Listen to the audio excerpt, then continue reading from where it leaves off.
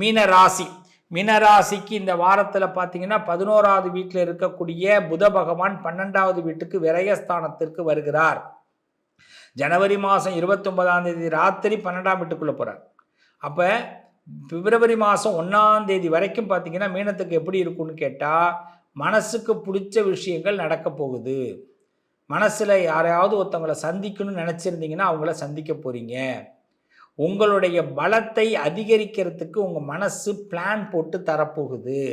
இந்த வாரத்தை பொறுத்தவரை புதிய யாத்திரைகள்லாம் செல்வதற்கு வாய்ப்பு இருக்குது. அதுவும் முக்கியமாக முருகனுடைய ஆலயங்களுக்கு சென்று வெகு தொலைவு பயணம் சென்று கூட முருகனுடைய ஆலயத்தில் வழிபாடு பண்ண வாய்ப்பு இருக்குது. நரசிம்மர் கோயிலுக்கு போக வேண்டிய வாய்ப்புகள் ஏற்படும்.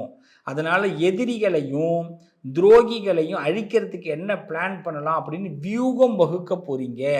ஸோ இந்த வாரத்தை பொறுத்தவரை மனசு பயங்கர ஃபாஸ்ட்டாக ஒர்க் பண்ண போதுங்க. அப்போ மனம் போன போக்கில் போங்க, ரொம்ப பெஸ்ட்டாக இருக்க போகிறீங்க மீனராசிக்காரர்கள். மனசுக்கு ரொம்ப முக்கியத்துவம் கொடுத்துருங்க, அவ்வளோதான். அது உங்களை வேலை பார்க்க ஆரம்பிச்சிடும்.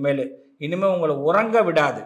உங்களை ஊரே பேசுகிற அளவுக்கு உயர்த்துறதுக்கான வேலைகளை இந்த வாரம் ஆரம்பிக்குது. ஸோ இந்த வாரத்தில் முருகனை அதிகமாக வழிபாடு பண்ணுங்க. பிப்ரவரி 1க்குள்ளே உங்கள் மனசோட ஆக்டிவிட்டி நிறைய மாறப்போகுது. நீங்கள் ரொம்ப ஆக்டிவாக போகிறீங்க. உங்களுக்கு நிறைய பிளெஸ்ஸிங் கிடைக்க போகுதுங்க.